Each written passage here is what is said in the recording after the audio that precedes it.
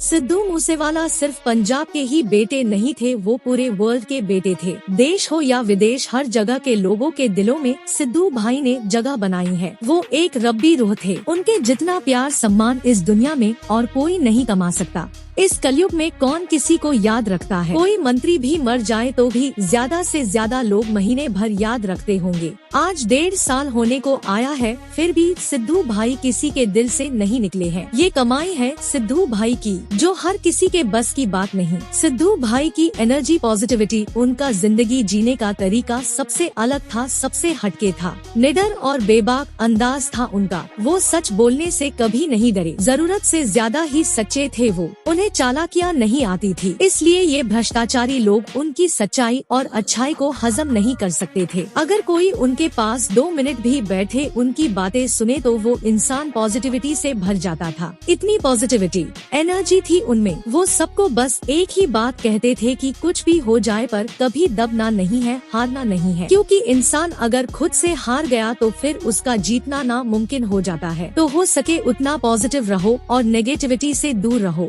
ये उनका भी मानना था और दूसरों को भी वो यही कहते थे। देखा जाए दोस्तों तो सिद्धू भाई जितनी परेशानियां शायद ही किसी ने फेस की होगी। उनकी जगह कोई और होता तो कब का हार मान चुका होता, पर सिद्धू भाई बिना डरे बिना रुके अपनी सफलता का सफर तय करते रहे। जब सिद्धू भाई के पिताजी कहते थे कि हम बॉम्बे में फ्लैट ले लेते हैं या चंडीगढ़ में घर ले लेते हैं, तो सिद्धू भाई कहते थे कि रुक जा बापू, 2 सालों में यही मूसा में ही शहर बसा दूंगा। वो जो भी ठानते थे उसे करने का दम रखते थे। 2 सालों के अंदर पूरी इंडस्ट्री खड़ी करनी थी उन्हें मूसा पिंड में। इतना साहस था उनमें, नामुमकिन कुछ भी नहीं था उनके लिए। सिद्धू भाई की कमी कोई नहीं पूरी कर सकता, उन्हें बहुत कुछ करना था। अगर आज सिद्धू भाई इस दुनिया में होते तो इस 1.5 साल में कितना कुछ हो चुका होता। अब तक तो न जाने कितने सॉन्ग्स रिलीज हो चुके होते, उनकी शादी भी हो चुकी होती, हर तरफ खुशियाँ ही खुशियाँ होती। दिवाली में हवेली सजावट से जगमगा उठती।